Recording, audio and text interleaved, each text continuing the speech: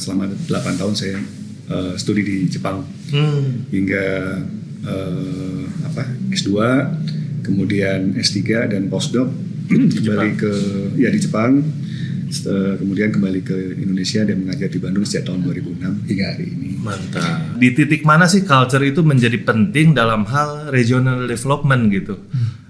Bukannya itu hanya dari sisi identitas, pelenturan gitu ya, tapi ACM Lugu sempat kalau tidak salah itu tuh mendeklarasikan salah satunya itu culture dalam konteks regional development gitu. Tadi pas saya dengar kan S2, S3-nya kan di titik itu. Ini ada hal yang menarik juga dalam konteks itu. Kita selalu dalam pendekatan menghubungkan antara culture dengan regional development itu yang kita pelajari juga salah satunya gini. Ini hal yang sangat basic tapi sangat penting. Jadi menghilangkan pagar itu juga mencitrakan bagaimana hubungan tadi dalam konteks proxeming mendefinisikan hubungan pemimpin kota dengan warganya. Seseorang dan orang lain gitu ya. Proximity-nya tuh jadi baik jarak maupun posisi. Dan itu adalah kita bicara tentang sekedar pagar. Nah, baik, kalau gitu kita akan coba ulik nih background-nya Pak Dedi dan juga tentang pengalamannya beliau. Silakan Pak, cerita dulu mungkin dari background-nya Bapak. Ya mungkin salam kenal buat semuanya. Nama saya Dedi. Kemudian saya berasal dari Malang dan tinggal di Bandung sampai hari ini sejak tahun 90. 90 pas. Tahun 90 betul. Sejak kuliah di ITB di arsitektur, kemudian lulus bekerja mungkin kurang lebih sekitar 3 tahun di Biro Arsitektur Ahmad Uman. Jadi tetangganya ITB yang perancang Salman beliau.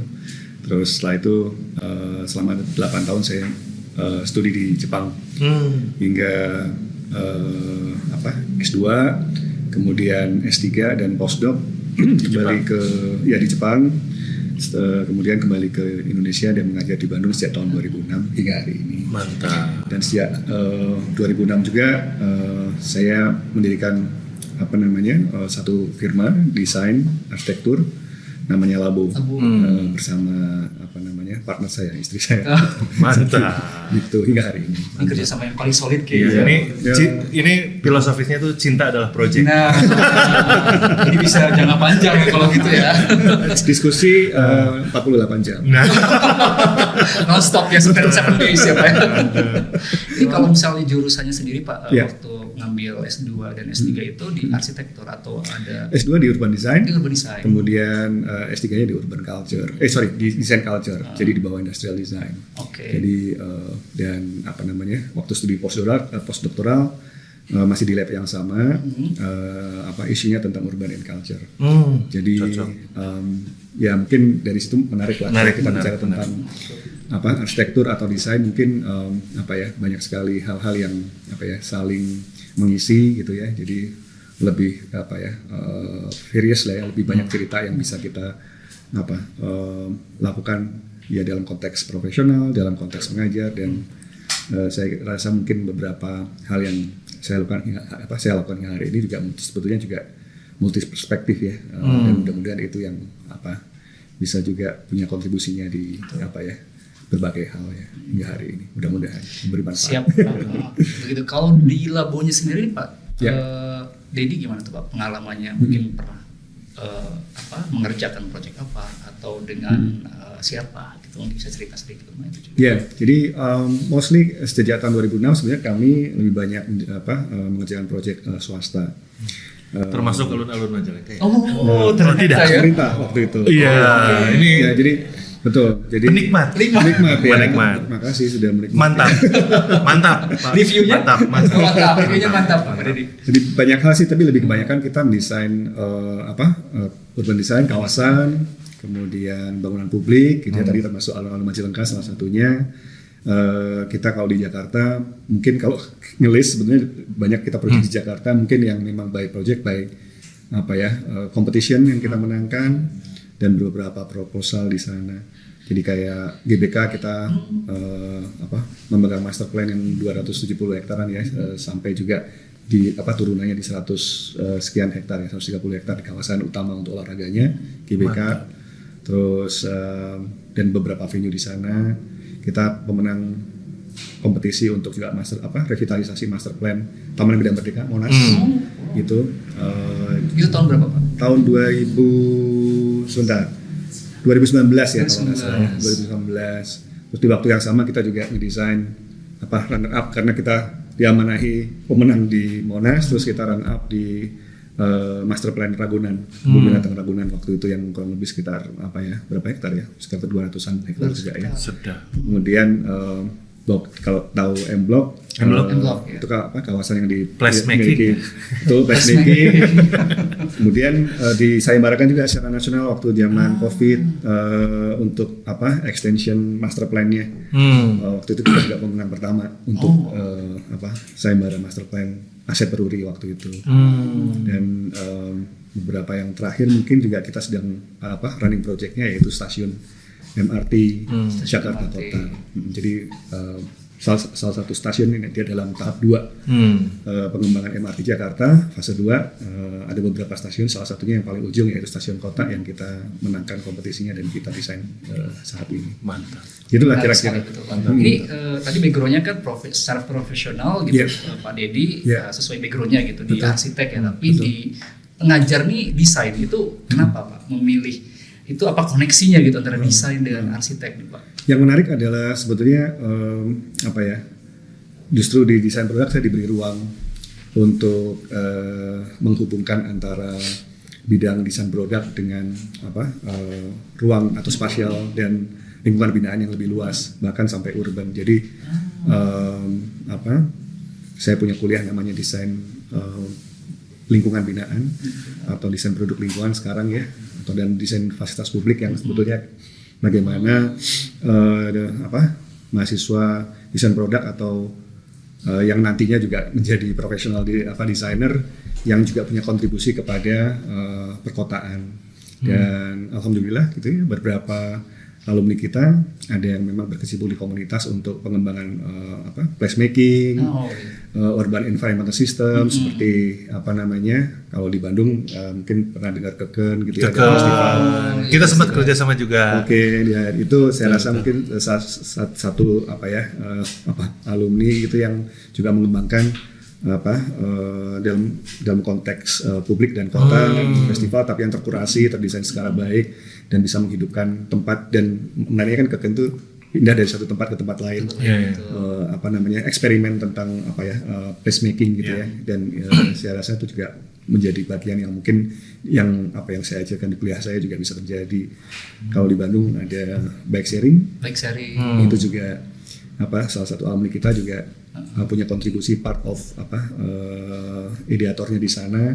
Jadi sebetulnya yang menarik adalah ketika saya masuk di desain produk, mahasiswa desain produk itu di FSRD itu juga bisa berkolaborasi dengan bidang keilmuan yang lain, dengan arsitek, dengan planner, teknik gitu ya, dengan dari teknik dan segala macamnya dalam konteks kota. Jadi pas lah gitu ya.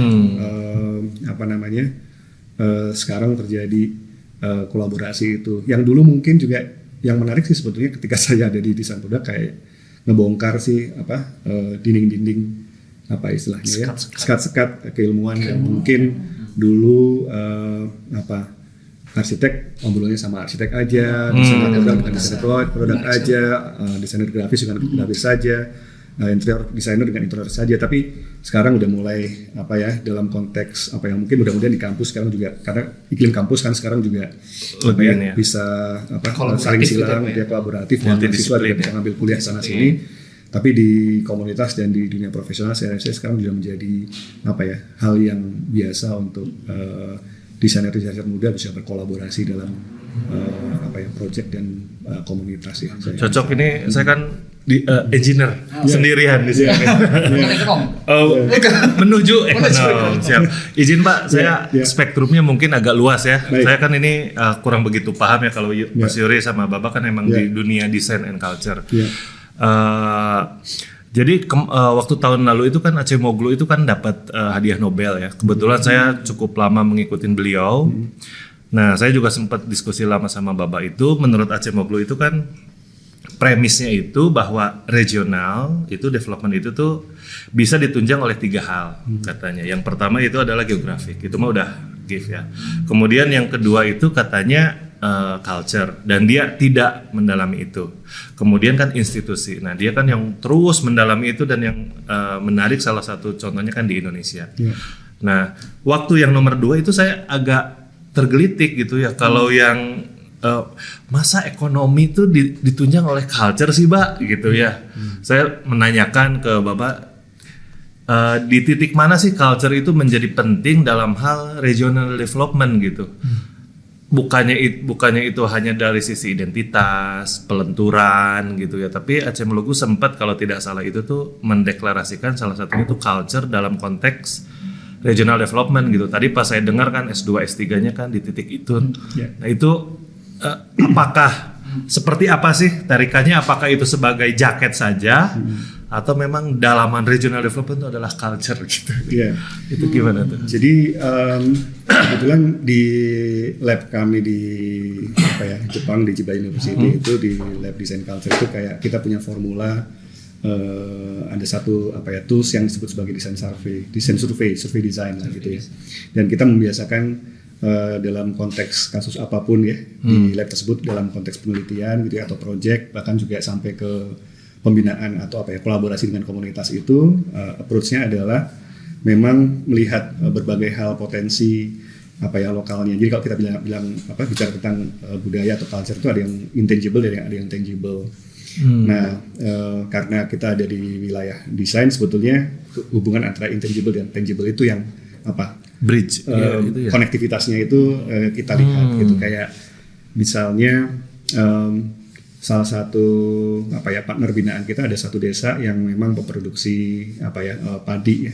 Tapi dari padi itu dari A sampai Z gitu ya, tentang ekosistem dari padinya itu bagaimana dia juga bisa dilihat sebagai sebuah potensi untuk pengembangan regional atau distrik atau kawasan. Nah, misalnya ada satu distrik yang memang dia profesinya bertani, tapi juga di musim dingin, karena 4 musim ya.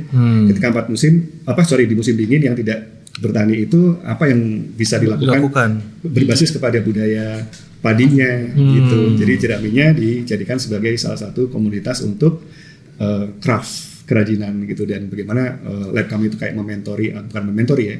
Kalau mementori kan kayak kasar seperti konsepnya kayak top down gitu. Ini sebagai membersamai gitu, bersama-sama untuk saling belajar. Bagaimana sebenarnya jerami itu juga bisa kalau yang biasa di kita kan selalu dibakar ya.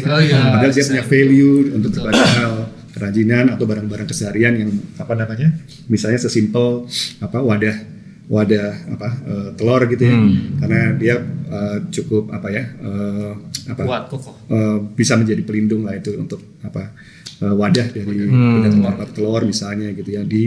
Jadi bukan barang-barang yang orientasinya itu selalu kalau kita bicara tentang craft kan selalu mindsetnya itu bisnis, komunitas ekonomi gitu ya. Tapi dan ini yang menarik gitu, dalam konteks culture itu sebetulnya tidak harus punya perspektif itu. Tapi yang kalau mau berkelanjutan sebetulnya adalah bagaimana sumber daya yang ada di sekitar kita itu bisa dimanfaatkan juga, paling tidak di wilayahnya sendiri gitu.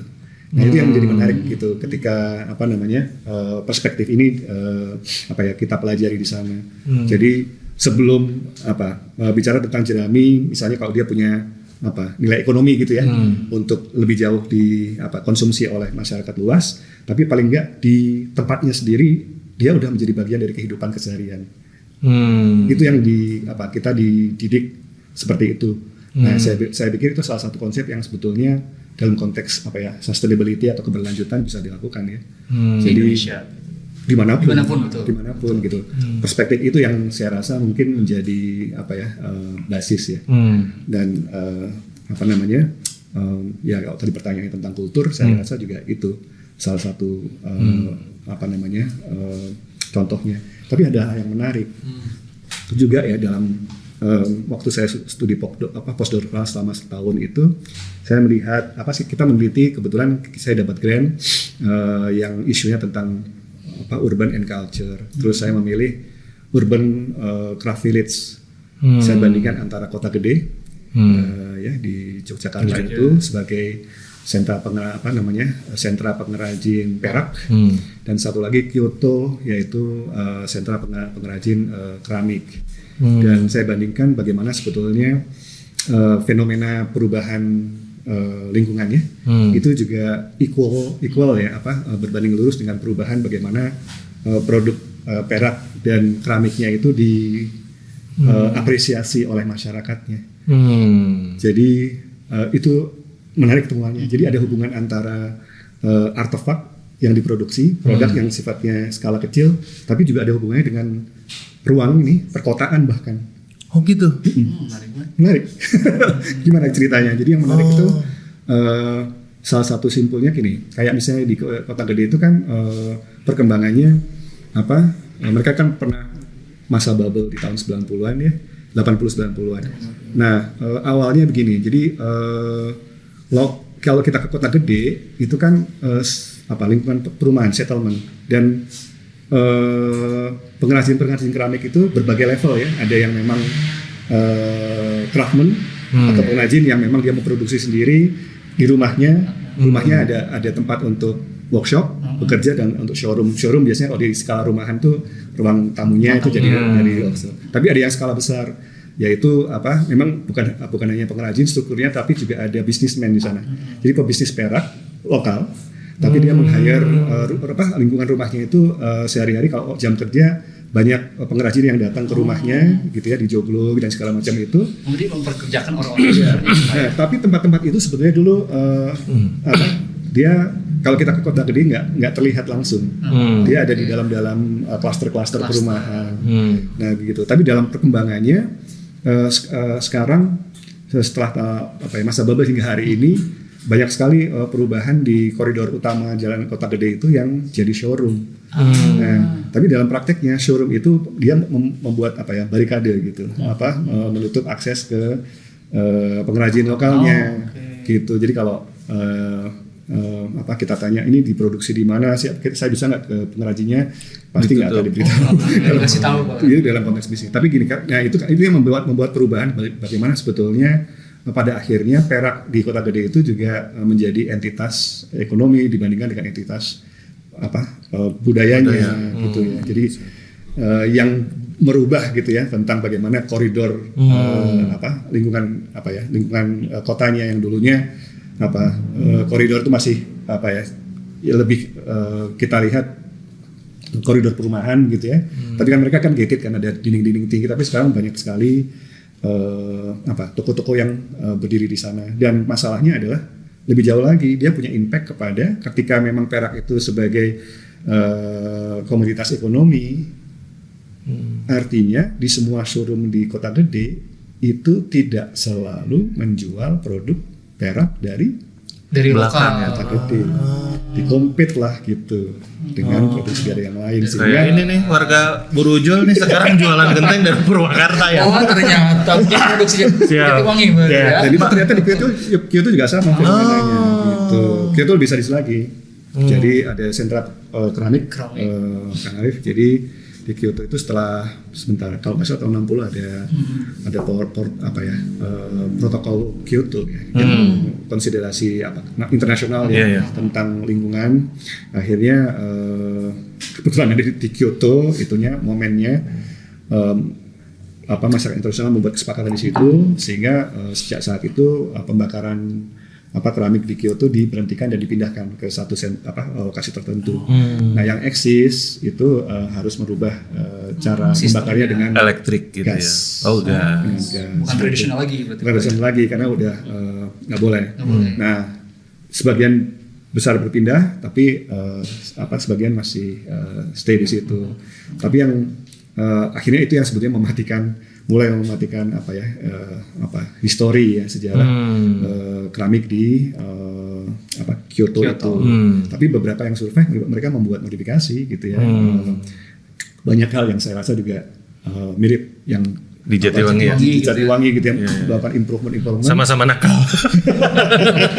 Tapi ini menarik sih Pak ya. Jadi desain itu bukan hanya soal mendesain barang atau produk, tapi lebih jauh lagi tadi berpengaruh terhadap isu sosial, kewilayahan gitu. Dan walaupun Ior nggak tahu ya Pak, Mbak, kalau saya kan sebagai engineer kan hap gitu ya. Kalau yang tadi dijelaskan saya nangkap.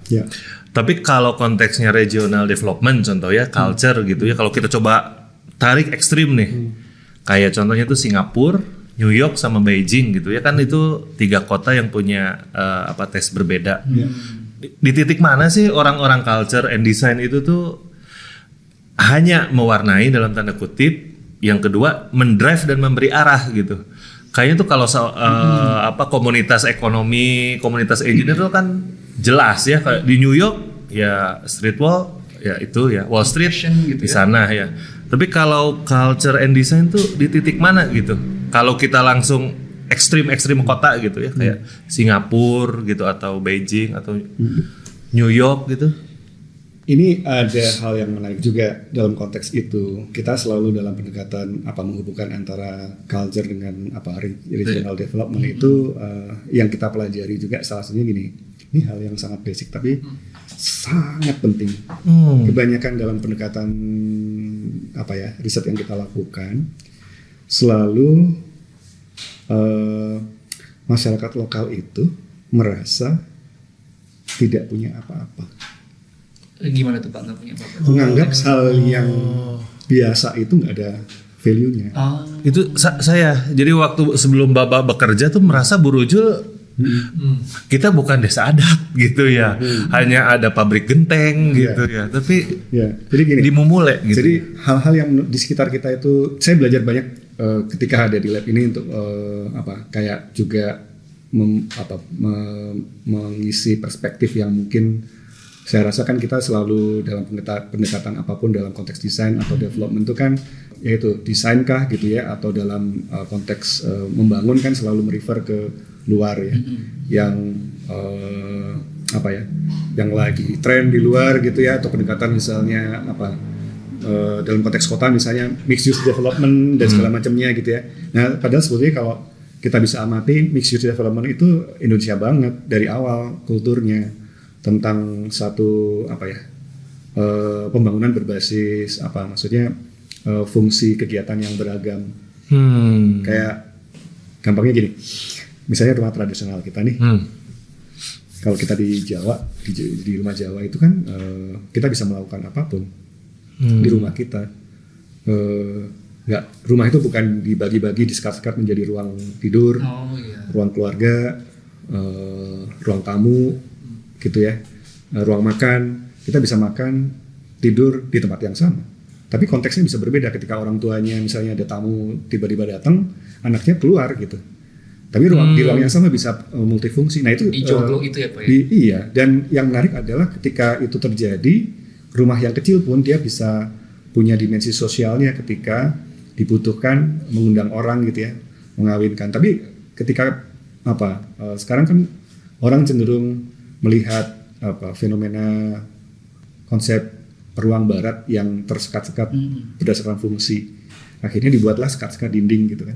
Akhirnya tidak menjadi fleksibel lagi.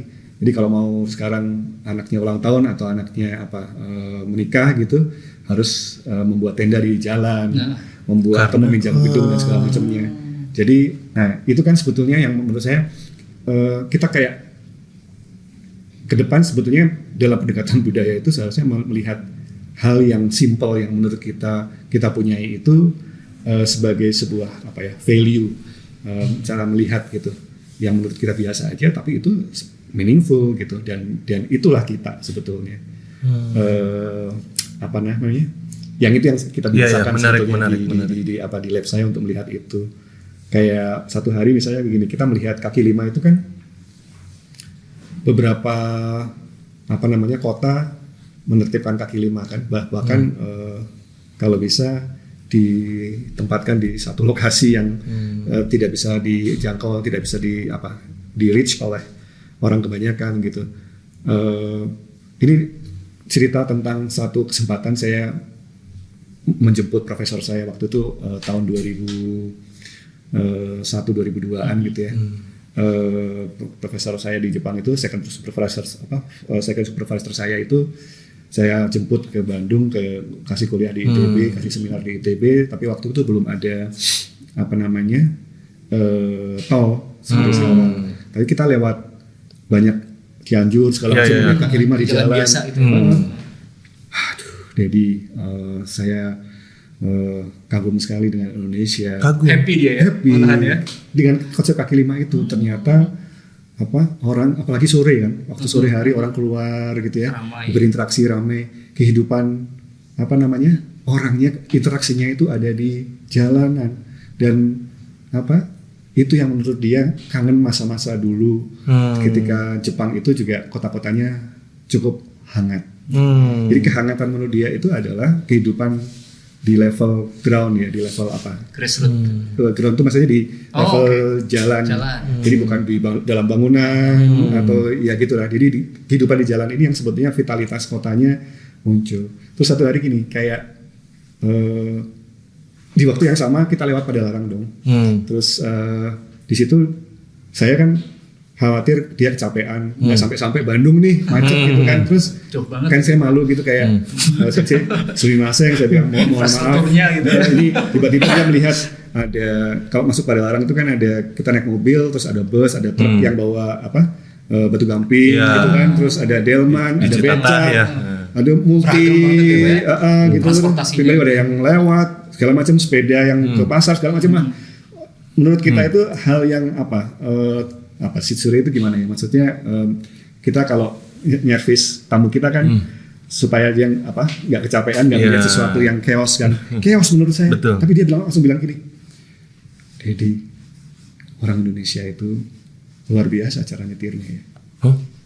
Karena apa? Dibandingkan Jepang itu kalau nyetir itu gas atau rem. Nggak in between gitu. Jadi kalau hijau jalan, merah berhenti. That's it. Jadi intinya, tapi resikonya adalah tidak punya intuisi untuk kehati-hatian. Indonesia itu sangat berhati-hati karena lingkungannya chaos. Karena tiba-tiba bisa ada yang nyebrang lagi nyetir selalu refleks gitu. Tiba-tiba ngerem. Di situasi yang kalau menurut kita itu, perspektif kita itu hal yang biasa, yang chaos gitu, yang tidak teraturan, tapi ada hal positif yang dilihat gitu. Jadi hal itu yang sebetulnya sampai hari saya kayak membiasakan diri untuk melihat ini metode desain survei. Jadi melihat keseharian kita yang menurut kita itu biasa-biasa saja, tapi ternyata meaningful dalam berbagai hal. Atau bisa juga polanya kalau tadi contoh profesor residensi ya. Jadi kita mengundang orang luar, dia punya perspektif yang cukup tajam gitu ya. Gini deh, kayak lepet gitu atau lemper gitu kan. Itu kan dibungkus sama daun ya, daun pisang segala macam gitu. Yang menurut kita itu jajanan yang yang luxurious itu adalah bungkusnya plastik. Ada packaging yang ini gitu. Iya. Padahal celorot tuh. Celorot pakai daun pisang ya. Wah itu di sisi negara yang udah sangat consider tentang green keberlanjutan, itu justru dijual di toko kuenya lebih mahal daripada. Nanti kata profesornya, Dedi orang Indonesia sangat istimewa. Ya itulah mungkin pelajarannya kita. Dan berbagai hal, saya kira itu juga dari yang mikro ke makro.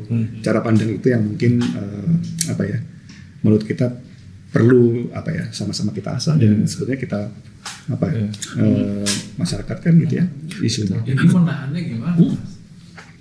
Yang satu minta percepatan, makanya kemudian produksi perak ngambilnya dari luar.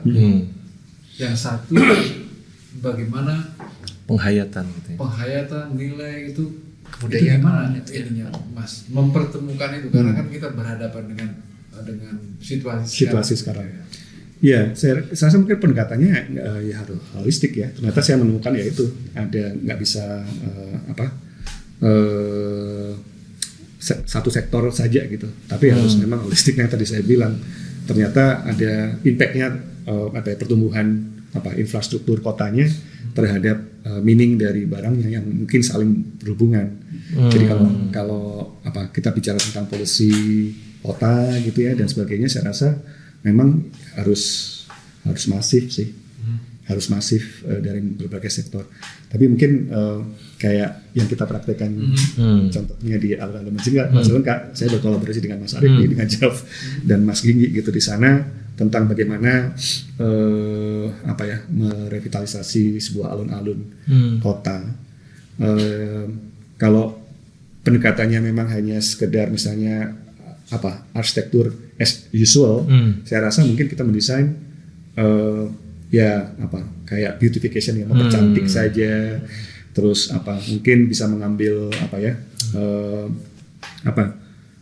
pola atau bentukan yang mungkin bisa menjadi representasi lokalnya gitu ya. Tapi pendekatan kita bukan hanya itu, ternyata kita ngobrol sama Jeff adalah bahwa alun-alun ini harus bisa menjadi katalis branding kotanya, gitu. Ternyata Jeff juga punya gerakan movement tentang kota Majalengka sebagai kota terakota gitu ya. Pas saya juga berpikir yang sama. Akhirnya alun-alun itu kita brand sebagai alun-alun terakota. Nah, tapi intinya secara jangka pendeknya karena itu project base, akhirnya yang paling mudah adalah karena brandnya adalah alun-alun terakota, semua visual material yang bisa digunakan di situ adalah memang basisnya terakota gitu. Jadi kalau lihat warnanya kan terlihat warna terakotanya. Dan kita sebetulnya kenapa itu adalah bagian dari pemikiran tentang kita saling bantu gitu ya. Jeff kan sudah kayak membuat banyak improvement ketika memang sentra industri keramik di Jatiwangi di Majalengka udah mulai turun gitu ya. Banyak sentra-sentra home industry yang tutup, bahkan industri yang besar juga dua punya dua hall besar sekarang menjadi hanya satunya mangkrak. Nah kayak gitu, apa yang harus bisa kita lakukan adalah melalui alun-alun ini kita membuat diversifikasi produknya. Karena mungkin kalau hanya mendesain genteng, mungkin sekarang kan juga banyak arsitek yang sudah mulai mengurangi substitusinya ya. Karena ada substitusi material yang lebih ringan gitu ya dan sebagainya. Nah tapi bagaimana dia survive dan bisa berkembang? Kita propose lah, kita usulkan di alun-alun Majalengka itu dengan keramik, tetapi tidak berupa produk atap, tapi misalnya bata tempel yang sederhana sebetulnya. Atau di situ kebetulan waktu itu saya riset sama Mas Mojo gitu ya, membuat kan alun-alun itu lebih banyak juga perkerasannya, tapi kita buat perkerasan yang bisa meresapkan air ke tanah. Nah, kita membuat modul lantai pavement, concrete base tapi digabung dengan terakota yang dia bisa poros gitu. Nah itu yang dengan kegiatan itu akhirnya kita bisa membuat sampel material yang bisa kita usulkan ke sentra-sentra industri lokal untuk bisa diproduksi dalam jangka panjang. Dan sekarang mantap. Udah dilihat Udah ada ini ya, dampaknya. Ada fungsi dan minimal saya kalau ketemu teman tuh, wah itu mah alun-alun urang bisa diceritain ya ke orang lain ya. Iya. Dan bahkan menjadi destinasi. Jadi saya sekarang suka motoran situ, lewat selatan. Salah satu destinasinya di alun-alun Majalengka itu. Akhirnya ketika Pak Bupati hadir di Jeff membuat statement sejak alun-alun ini berdiri. Saya menginstruksikan untuk semua bangunan pemerintahan khususnya di Majalengka bisa menggunakan material terakota lokal. Makanya keluar perda itu. Gitu deh. Dahsyat ya. Dahsyat. Mantap. Kalau misal berbicara desain secara tadi Mas Indra juga nyebutin iri ya, Kuningan iri. Bukan. Oh bukan, kirain. Ini konseptual. Saya kurang bahagia loh Majalengka bagus tuh. Betul dari Kuningan Pak Dedi. Asalnya kompetisi dengan kita kolaborasi, sekarang zamannya kolaborasi Mas. Tidak kompetisi, saya ingin kompetisi. Nah ini tentang desain sebagai penggerak ekonomi ya tadi, driver gitu Pak. Sejauh mana sekarang pemerintah juga kan punya ekraf gitu ya. Sejauh mana desain ini sudah menjadi penggerak ekonomi gitu di Indonesia, itu bagaimana Pak? Dan misal belum itu strateginya apa untuk let's say bisa desain menjadi driver ekonomi? Artinya saya kira kalau kita terjebak hanya kepada bahwa selalu kan kita bicarakan tentang bahwa artefak ya atau produk itu adalah komunitas ekonomi belaka. Saya rasa mungkin mungkin dia akan jangka pendek gitu. Tapi tergantung konteksnya gitu. Karena memang ada beberapa desainer yang sangat jeli gitu untuk mengambil ceruk pasar yang memang niche, tapi masif gitu ya, massal gitu ya. Apalagi kalau kita belajar industrial design karena kan itu talking about numbers gitu kan. Tapi gini, maksud saya hal-hal yang mungkin perlu menjadi konsiderasi juga kita ya dalam aircraft ya, industri yang dikembangkan oleh ekonomi kreatif dan sektor ekonomi kreatif gitu, tentang bagaimana tidak mengikuti tren gitu ya, atau mungkin kemampuan adaptif kemampuan beradaptasi gitu ya tentang perubahan-perubahan gitu ya. Kayak misalnya ini ada isu yang menarik tentang Bandung kan, misalnya gimana pun digempur sama meskipun sekarang lagi suffer ya. Oh, lagi suffer. Apa dulu nih? Fashion. Oh, fashion. Bandung fashion. Tapi nggak bisa nggak kalau kita bilang di Indonesia ya Bandung adalah trendsetternya industri fashion. Jeans misalnya. Kemudian ada berkembang distro gitu. Factory outlet gitu. Nanti apa lagi nih gitu. Brand sekarang ya. Jadi yang itu juga saya rasa industrinya, tapi lagi-lagi perubahan lingkungannya ya, apakah itu memang secara organik muncul ya, kayak ada distrik distro gitu kan, terus tiba-tiba dia susut, terus apalagi dia beradaptasi bermutasi gitu ya, diamplas gitu ya, tiba-tiba gitulah gitu ya, makanya jeans tidak menjadi tren lagi, tapi dia bisa kemana gini. Nah, kemampuan gitu ya, adaptasinya itu yang saya rasa menarik saya kalau kita sebagai desainer, kayak bukan hanya berorientasi tentang bagaimana menciptakan produk atau bagaimana menciptakan produk yang aku dijual, tapi juga kemampuan adaptasi untuk ngikutin ini sih tren dan kebutuhan sih sebetulnya. Demand-nya ya Pak. Nah, tapi lebih lagi tentang bagaimana tadi itu soal kebertahanan gini. Ya ini kan kayak COVID itu kan memberikan sebuah pelajaran berharga buat kita ya. Tentang resilience. Kita kan selalu depending gitu ya. Kayak Bandung waktu COVID lockdown selalu konsumsinya dari Sumedang. Gitu. Misalnya gitu, hal yang sederhana aja. Ketika jalan ditutup, misalnya kalau ada bencana segala macam, terus kita berasnya dari mana nih? Gitu. Harus survive sendiri gitu. Survive sendiri gitu. Makanya ide-ide tentang itu satu hal ya, tentang konsumsi, tentang makanan, apalagi tentang komoditas yang lain gitu ya. Saya juga di rumah setelah COVID tanaman jadi berubah. Jadi apa tuh? Jadi sekarang tuh ada duren, ubi, kemudian ada telang. Jadi yang dulunya estetik sekarang ada fungsi resiliensi. Jadi produktif ya? Iya, kangkung gitu. Ya. Nah, saya rasa ya itu juga akan kalau konsep itu kita lihat, artinya ya dari berbagai stakeholder ya. Apakah itu pemerintah, apakah itu swasta, apakah masyarakat pada umumnya harus sama-sama sih untuk punya kesadaran itu. Pak punten ya. Jadi contohnya itu kan culture and regional development kan tadi secara teoretikal baik gitu ya punya ini. Kemudian contoh Majalengka juga itu sesuatu yang patut dirayakan. Tapi secara umum gitu sekarang tuh pengembangan wilayah itu dengan culture tuh sudah disadari, apakah sudah diplanningkan atau jalan secara ketidaksadaran, memperlambat atau mungkin paradigma gimana gitu ya, apalagi kan sekarang Jawa Barat kewilayahan dan culture itu kan sedang berdempetan gitu. Itu gimana Kang hari-hari ini tuh? Ya melihat culture kan tidak harus sepragmatis saat ini. Culture kan harus juga bukan hanya bentuk gitu. Bukan hanya bentuk, bukan hanya simbol-simbol, tapi yang banyak hal ya,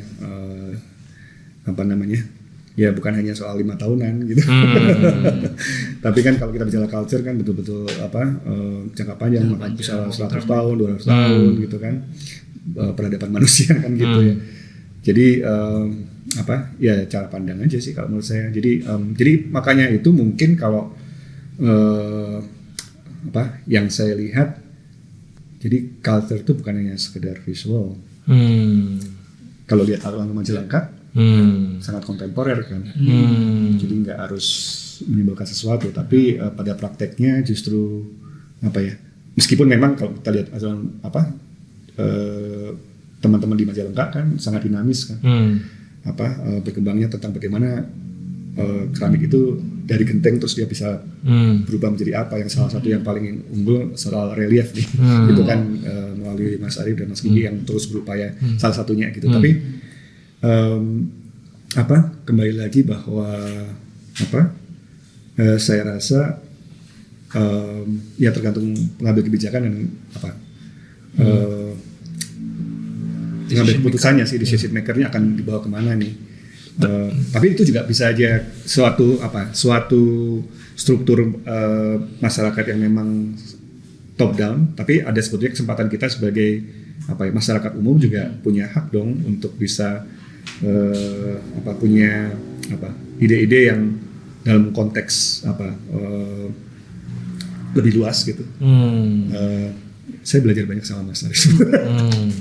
Kayak ada gestur sebetulnya yang tidak sesederhana ketika sebuah komunitas itu malah justru bisa menjadi partner pemerintah di dalam pengambilan kebijakan keputusan gitu. Jadi gesturnya bareng, jadi bukan hanya semata-mata gua punya program ini lu buatin deh gitu. That's it gitu, enggak. Tapi ternyata kalau ini sejauh pengalaman kami berteman dan berkolaborasi, dan pasti frekuensinya sama tentang perspektif kita kayak mau bikin alun-alun itu, dan berikutnya itu kayak ternyata tidak hanya itu tadi. Jadi barang itu dia punya bukan hanya sekedar produksi barang. JAF itu bukan hanya soal mengkreasi berbagai produk dan kegiatan aktivasi, tapi jauh beyond gitu. Kalau kita ngelihat kalau ke JAF itu kan di papan tuh ada catatan tuh, wow. Udah bicara bukan hanya soal hari ini makan apa enggak gitu, tapi udah beyond dari itu. Jadi akan dibawa kemana nih Majalengka? Kayak ada visi-visi gitu ya. Itu mungkin saya juga belajar banyak gitu. Apakah betul seperti itu? Nah, diverifikasi. Ada diverifikasi dulu. Langsung.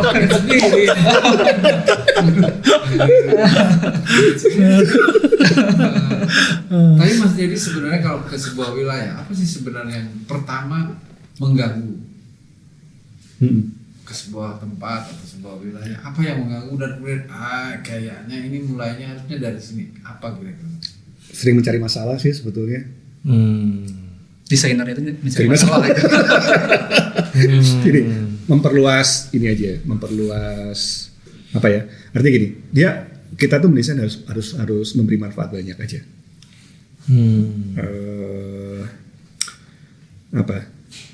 Harus punya nilai lebih gitu dari sekedar gitu. Dan itu selalu kita melihat kayak melakukan hal yang kecil, kita melihat yang besar. Bagaimana yang besar itu juga punya efek terhadap yang kecil. Saya boleh cerita satu proyek juga ya di Solo. Di Solo kita diajak sama berpartner dengan Pak Paulus Mintarga dan Pak Sardono Wikusumo, Pak Don di Solo untuk merevitalisasi satu koridor kota. Panjangnya itu nggak sampai 1 kilo ya, 700 meter ya kalau nggak salah, di depan Pura Mangkunegaran. Dan itu pernah dilakukan revitalisasinya oleh Pak Jokowi ketika menjabat sebagai wali kota. Terus yang terakhir waktu kita masuk itu pemimpinnya adalah wali kotanya adalah Pak Gibran, Mas Gibran. Nah, proyek itu tuh 700 meter nih. That's it. Sebetulnya hanya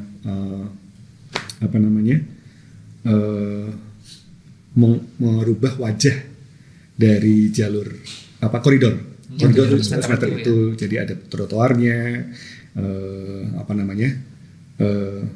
amenitiesnya, street furniture-nya mau dibangun seperti apa nih. Hanya itu. Tapi ketika kita berkolaborasi, saya bersama Labo itu melihat hal yang berbeda. Kalau hanya beautification, saya rasa dia jangka pendek umurnya gitu, nggak punya impact yang besar. Sedikit. Lalu apa? Kita mulai, meskipun eksklusinya 700 meter, kita coba riset dulu. Yang kita lakukan adalah 270 hektar dulu, gitu kawasannya. Karena kita melihat 700 meter itu dia punya dia bagian dari suatu kawasan yang besar ketika di pusat kota Solo itu orang berjalan kaki ada simpul-simpul simpul yang orang itu seharusnya bisa berjalan kaki. Nah, kalau kita bicara tentang jalan kaki itu adalah apa dong? Apa istilahnya ya? Impact-nya adalah orang pasti mengambil jalan pendek, jalan terpintas gitu. Jalan terpintas itu adalah kalau kita lihat simpul ini misalnya 700 meter, orang itu kalau bisa dia masuk ke gang-gang untuk dia motong jalan gitu.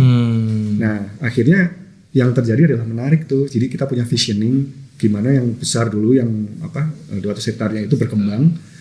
Nah, 700 hektarnya itu adalah output dari analisa kita terhadap gitu. Salah satunya apa?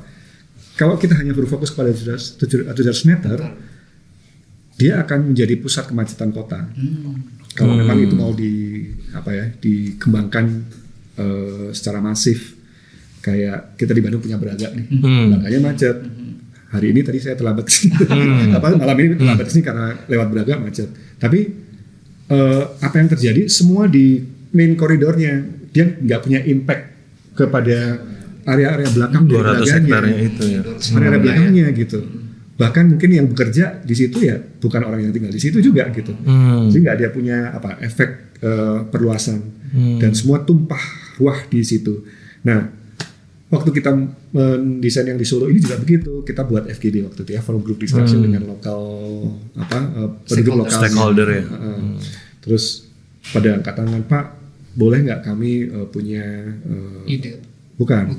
Punya kafling lot untuk kita berjualan di 700 meter ini, orang-orang di dalam itu. Terus kita bilang gini, enggak Pak, kita punya visioning untuk nanti turis-turis itu yang datang ke Solo dari jalan ini, mereka akan masuk ke tempat Bapak.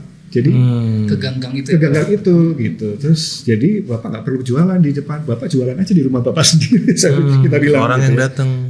Oh gitu Pak ya. Iya, rumah Bapak bisa jadi punya toko, punya kafe, bisa jadi tempat homestay gitu. Jadi kita hidupkan lah melalui visioning ini untuk menghidupkan area dalam. Nah, ketika itu terjadi, oh gitu ya Pak. Nah, turunannya adalah ternyata tahap satunya ya 700 meter gitu. Tapi ada tahap selanjutnya nih, setelah pasca 700 meter ini apa yang dilakukan? Di dalam ada perapian, ada penerangan tambahan misalnya, ada public furniture, tidak hanya di main koridor, tapi ada di dalam sehingga orang bisa melakukan secara nyaman jalan ke situ, jalan itu dan penetrasi ke dalam gitu ya. Jadi itu yang saya maksud untuk mencari masalah tuh gitu. Jadi kayak kalau kita membuat sesuatu, make decision, tapi kita harus melihat perspektif yang lebih luas gitu. Dan kan desain itu mungkin, nah ini yang paling penting juga sih tentang etik ya.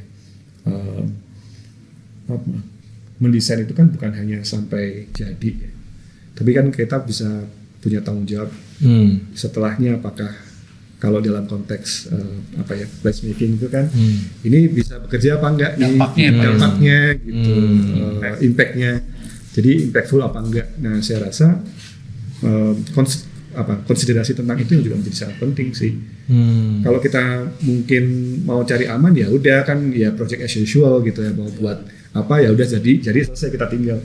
Tapi hal tentang tadi itu kayak tadi itu, kalau 700 meter ya udah 700 meter ya saya cuma memilih material aja, mendesain pola dan segala macam, that's it. 700 meter aja gitu. Bisa aja gitu, selesai gitu ya. Tapi ada visi lain ya Pak ya. Visi lain. Gara-gara ini Gibran jadi wapres. Wah ternyata ya. Dari 700 meter itu. Serius. Jadi ini menarik juga ya, nangkep beliau konsepnya. Saat itu kita ceritain, gitu ya. Saya ajak teman-teman saya untuk bisa ngidupin dalam-dalam deh yang punya brand-brand di gang-gang gitu ya, itu di koridor utamanya ya. Saat itu gitu ya. Tapi kan mungkin ada pengambil keputusan di tengah-tengah yang mungkin nggak belum 100% confirm gitu tentang konsep yang kita mau bawakan gitu ya. Tapi ya gimana? Jadi nyambung sih terkait tadi desain dengan kewilayahan ya Pak. Jadi mungkin kota-kota di Indonesia yang terkenal tentang kreativitasnya desainnya mungkin Bandung, Jakarta, Surabaya, Bali, Jatiwangi sekarang kan sebagai newcomer itu Pak. Nah ini gimana sih caranya bisa menduplikasi gitu si desain ini sebagai pendorong entah itu ekonomi, entah itu aktivitas sosial gitu di wilayah-wilayah lain Pak. Apa sih faktornya yang bisa membuat desain itu thriving gitu? Thriving itu menjadi sesuatu di wilayah lain gitu Pak? Mengamatinya kebanyakan sih sekarang itu kita ya itu tadi lebih kepada hal visual, lebih kepada presiden yang mungkin diambil dari luar. Kayak misalnya begini, banyak kota kan segampang kayak kampung warna, redundant di mana-mana. Kota ini di Semarang bikin, di Malang bikin segala macam. Ya mungkin secara jangka pendek itu terjadi dan mungkin ya itu jadi salah satu solusi lokal. Tapi maksudnya kayak gini, lebih dari itu ya, saya rasa mungkin perspektif untuk melihat dari dalam apa yang menjadi karakter tempat itu, nggak perlu meniru-niru gitu ya. Di tempat lain, di kota lain, negara lain itu saya rasa justru lebih original, lebih otentik, ya gitu deh saya rasa. Jadi kayak ya cara pandang aja saya nyambung Kang. Jadi ini juga diskusi sama Kang Arif. Menurut Kang Arif tuh mungkin ke depan kita harus mulai berpikir memperbanyak titik-titik pergaulan baru. Kan sekarang kan udah tadi yang disebutkan ya, ada Jakarta, Bandung, Surabaya gitu ya. Nah, saya juga bertanya terus gimana sih pondasi untuk ruang pergaulan baru ini? Nah, salah satunya itu diskusi-diskusinya itu adalah bagaimana sebuah ekosistem hidupnya ini tuh bertumpu pada satu hal yang utama mungkin. Jadi contoh Jatiwangi itu dia bertumpu pada tanah. Contoh ya kebanyakan. Kemudian contohnya tuh kalau tidak salah waktu di Papua itu tuh Sentani kalau tidak salah itu bertumpu pada danau. Ada yang mungkin bertumpu pada hutan, ada yang bertumpu. Nah, mungkin dari titik itu bisa kita istilahnya itu reka budaya, cultural engineering. Katanya biar tidak kalah sama ITB gitu ya. Ada engineeringnya. Iya. Nah, pada titik itu saya juga diskusinya tuh reka budaya itu ya. Banyak melakukan diskusi-diskusi. Tapi tadi yang contoh Solo itu, menurut saya sih itu culture-nya kena, tapi di sisi engineeringnya juga terukur gitu ya. Nah, mungkin reka budaya ke depan itu bagaimana mendefinisikan inti hidup ekosistem, baru kemudian harus ada pandangan tadi yang kecil berdampak pada yang besar, yang besar pada yang kecil itu baru permainan gamesnya itu bisa banyak hal lipatannya ya. Itu menarik sih. Itu kalau boleh tahu jalan apa itu Kang yang Solo itu? Biar siapa tahu nanti saya. Ongkir ya. Oh ini reka budaya. Tapi kebanyakan kalau kita bicara Solo eksekusinya oleh rekan yang lain. Iya. Jadi detailnya ketika desainnya, jadi dilanjutkan oleh teman yang lain. Itu jalan di Penogoro di Solo. Hal yang ya itu di Solo lah itu ya, cerita tentang Solo. Dan kalau dalam konteks reka budaya saya rasa ya itu lagi mungkin masuk, kita nggak kejebak ke sesuatu yang sifatnya hanya jangka pendek, apa yang lagi ngetrend gitu ya. Ya tentang simbolisasi dan segala macam. Menarik terkait dengan tren ya gitu. desain juga tidak terlepas dari sesuatu yang happening gitu kan. Apa namanya tuh yang istilahnya tuh viral, let's say kayak gitu. Nah, ini belakangan kan juga ada apa namanya, bukan isu ya, kayak sesuatu yang happening juga kan gitu di Bandung gitu Pak, tentang apa tuh Mas, ini ya apa, sesuatu struktur gitu di balai kota kalau di mana itu menurut Pak Dedi seperti apa itu? Ingin bertanya tapi ragu-ragu. Jadi kemana? Iya betul, berputar dulu. Pak Dedi paham lah. Pak Dedi udah ngangguk soalnya. Kalau kata Bapak itu udah paham lah. Sesuatu yang happening itu kan juga desain juga terkait dengan hal itu ya Pak. Betul. Ya desain kan apa ya? Dia punya banyak fungsi gitu ya. Ada yang sifatnya fungsional, ada yang apa? Yang simbolik dan segala macam. Jadi kalau saya lihat ya justru tapi ini menarik ya, tentang kan gini, desain itu bisa juga merupakan satu komunikasi apa ya, produk atau artefak itu kan juga bisa, atau ruang itu kan juga bisa medium untuk seseorang bisa berkomunikasi dengan yang lain, menyampaikan satu non-verbal communication, sesuatu. Saya belum paham, Pak. Gimana? Saya beneran belum paham. Bukan ini. Atau Bapak mungkin bisa menjelaskan. Gimana? Ini kenapa politik nggak apa-apa ya. Tapi saya pikir, tapi juga sebenarnya kalau terserah politik Bapak. dan desain itu menarik.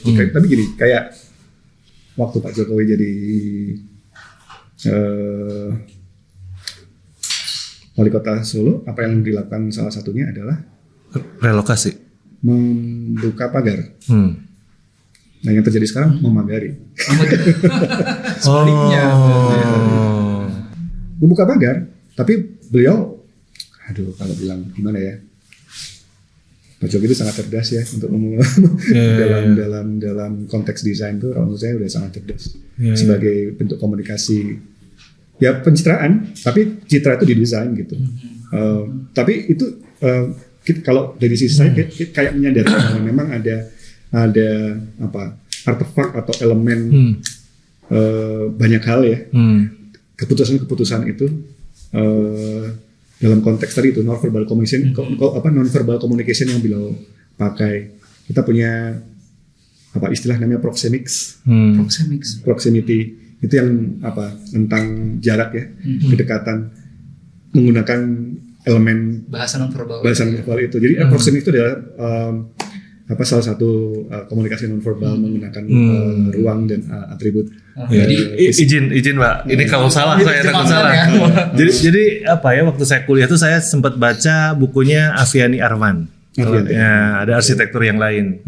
Jadi dari mulai kubah, jendela, salah satunya itu pagar.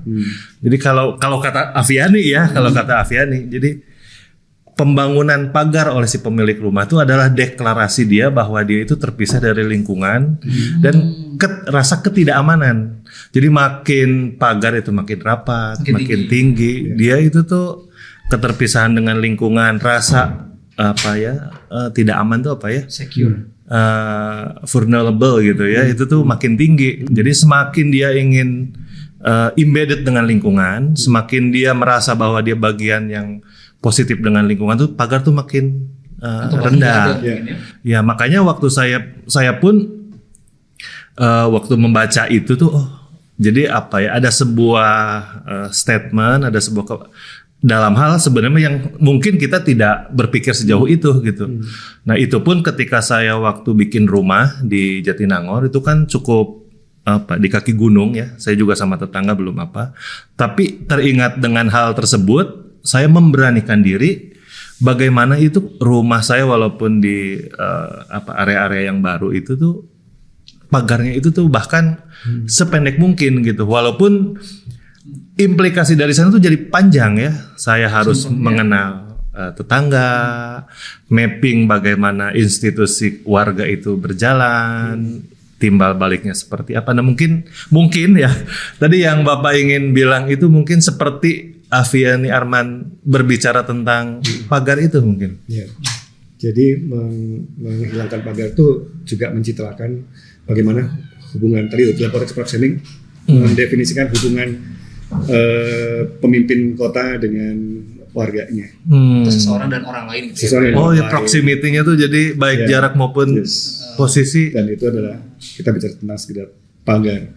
Nah, kalau ini yang tadi ditanyakan tentang fenomena hari ini tentang simbol yang dibangun atau elemen yang dibangun bagian dari pagar itu juga saya rasa juga part of message citizens. Terus di situ ya Pak ya, meaningnya seperti apa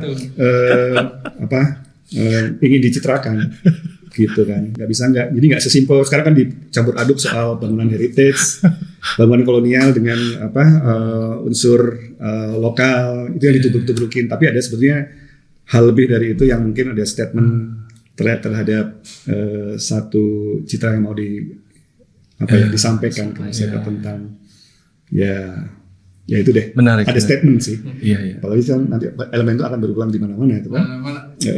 Jadi kan di mana-mana. Betul. Adalah sebuah statement tentang teritorial dong. Iya. Betul. Jadi itulah Tapi itu ya untuk sah-sah saja sih sebenarnya. Menurut saya tergantung ini ya masing-masing pengambil keputusan. Tapi kembali lagi gini. Apa yang sebetulnya kita kalau pengambil kebijakan itu apa yang seharusnya memang urgent untuk dilakukan dalam konteks jangka panjangnya gitu efeknya. Jadi bukan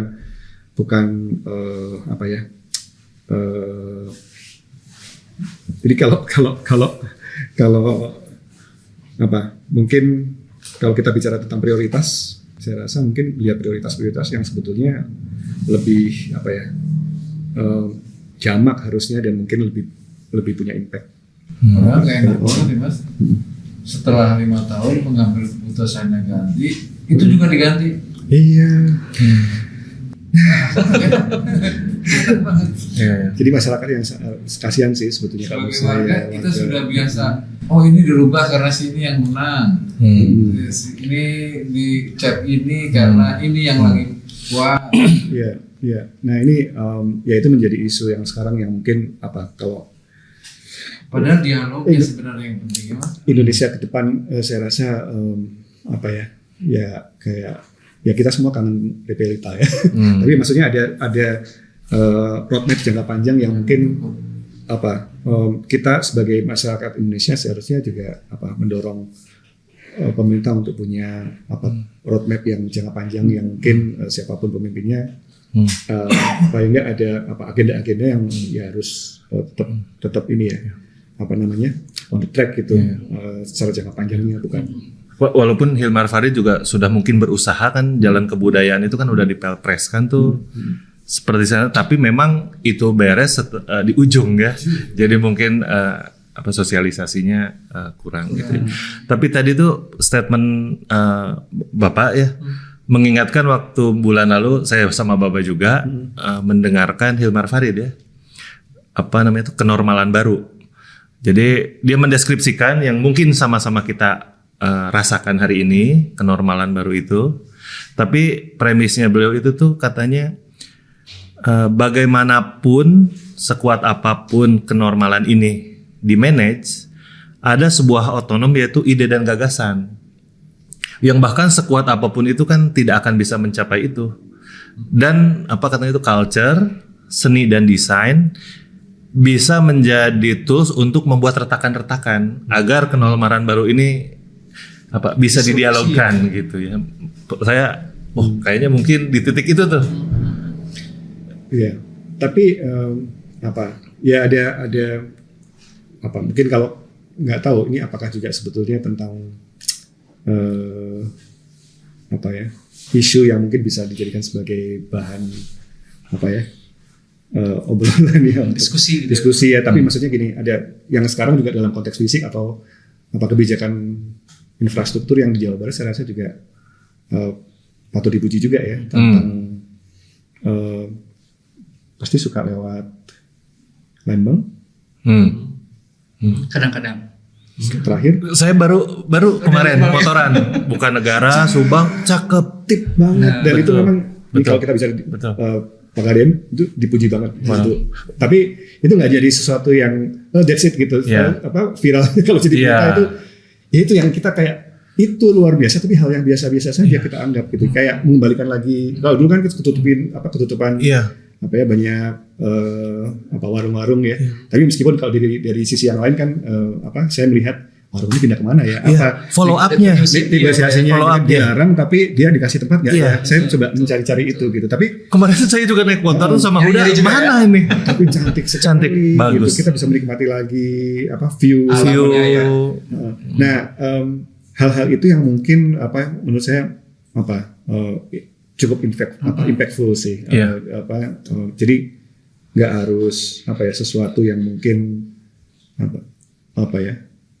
monumental itu tidak harus membangun sebuah monumen yang simbolis skalanya gede gitu dan sangat masif gitu ya. Sangat besar, sangat monumental itu bisa aja sesuatu yang sederhana gitu ya. Kalau menurut saya menanggalkan itu justru yang monumental di situ gitu. Ya kan. Jadi nggak bikin statue atau nggak bikin artefak yang costly gitu ya. Tapi kayak sesederhana mengembalikan ke asalnya aja itu udah bagian sangat monumental menurut saya gitu. Nah, itu ya patut dipuji. Jadi menurut saya kayak kita sebagai desainer, sebagai arsitek, sebagai planner atau pengambil kebijakan tuh kayak nggak harus arsitek itu kan selalu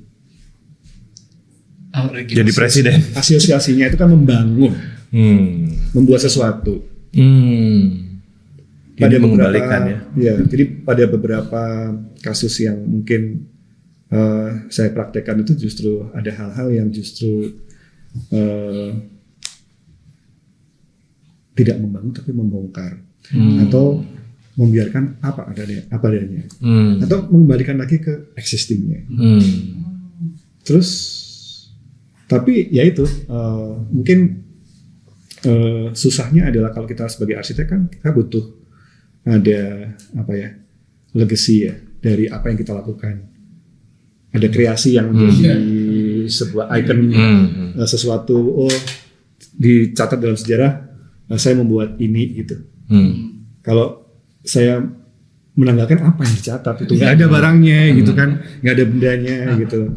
Nah itu yang sebetulnya susah kita lakukan gitu. Dan mungkin publik seharusnya sekarang juga udah mulai digiring tentang hal-hal yang sifatnya tadi itu di sekitar kita yang biasa-biasa saja itu adalah yang luar biasa. Mantap. Terakhir mungkin Pak. Bukan hanya selalu apa sih placemaking itu adalah sama dengan mural. Oh iya, mural. Kan nggak selalu mural. Iya nggak sih? Betul.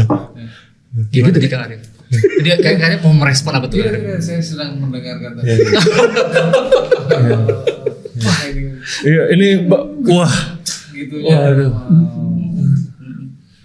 Mantap. Pak Deddy nih sebelum kita mengakhiri podcast kali ini, saya mau bertanya juga tentang masa depan dari desain dan arsitektur ini sendiri terkait dengan implementasinya dalam konteks kewilayahan itu kayak future of design-nya tuh kayak gimana Pak?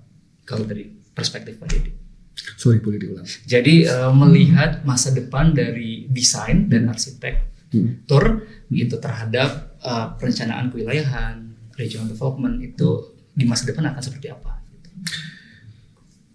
Berdoa semoga berarti gimana Pak? Berdoa itu semoga masa depan desain gitu ya menjadi salah satu tools yang cukup masif untuk rebranding banyak hal. Bahkan kalau di dalam pikiran saya itu adalah bahwa memang desain harus menjadi salah satu tools di dalam nation branding, branding kenegaraan. Sepakat. Menarik banget. Karena Tepuk tangan dong. Oh iya. Menarik banget karena saya juga saat kuliah itu Pak S2 belajar juga bahwa desain itu bukan hanya tentang membuat hal yang bentuknya visual, tapi mungkin bisa juga sampai tahap decision making gitu. Jadi gimana desain itu bisa mendorong decision maker membuat keputusan yang lebih baik long term gitu Pak untuk warganya atau untuk wilayahnya gitu Pak. Jadi gini, jadi ada momentum. Ini cerita, ini bukan soal merefer to Jepang yang mungkin begitu aja kita adopsi ya. Tapi banyak Jepang nih kita. Ada satu momen yang dilakukan oleh Jepang tentang bagaimana desain itu, desain apapun ya, dalam konteks craft, dalam konteks grafik, dalam konteks arsitektur, itu langsung melesat das gitu. Momentumnya adalah di tahun 19. Salah satunya adalah momentum ketika Jepang sebagai tuan rumah Olimpiade di tahun 60. Disitulah Turning point. Ya, turning point-nya, dan momen itu yang secara masif, secara dan istilahnya, kalau dalam istilah Islam itu bunyanun marsus ya, rombongan yang kokoh itu merangsek untuk masuk kepada filosofi Jepang untuk melihat keseharian yang artinya ada modernitas tapi berbasis kepada identitasnya. Terus yang one village one product itu kan juga munculnya ketika ada pemetaan kembali kepada kerajinan-kerajinan yang unggul. Itu saat itu dipetakan tuh daerah ini punya produk apa yang unggul, produk ini punya apa yang unggul gitu, dan itu dipromosikan secara masif di momentum itu juga. Graphic design juga juga muncul di situ gitu ya. Jadi dan berbagai arsitektur. Jadi momen-momen penting itu nggak sebatas project event singkat gitu. Tapi ada sebuah momentum movement gerakan yang secara berjamaah bisa bahkan secara nasional tuh kayak membawa gerbong dan pride. Kita nggak hanya lihat di dalam, tapi bagaimana kayak negara itu juga bisa dibawa ke depan dalam momen-momen itu. Dan kita mungkin mudah-mudahan kita menunggu ya satu momen yang sebetulnya nanti siapa seseorang di Indonesia mudah-mudahan yang akan berani bicara atau mempromosikan bukan hanya gunakan produk-produk Indonesia. Tapi gunakan produk Indonesia dan didesain oleh orang Indonesia. Nah, semoga kita jadi rombongan yang tangguh. Amin. Kafah. Tadi bukan kafah tadi istilahnya punya masus. Nah. Amin. Ini Pak Dedi, terima kasih banyak atas diskusinya gitu, sangat menarik sekali gitu. Semoga kedepannya kita bisa diskusi kembali dan juga untuk warga penikmat distrik Polres Distrik Utara gitu juga bisa melihat visi-visi dari desain dan arsitek ini seri satu wilayahan. Seri satu Nanti kita mungkin akan ada seri kedua. Iya. Sampai Lembang nih. Diskusi baru sampai Lembang. Sampai Lembang belum. Ya. Terselamatkan sampai Lembang. Baik, terima kasih. Terima kasih. Sekian untuk hari ini. Salam. Baik, terima kasih.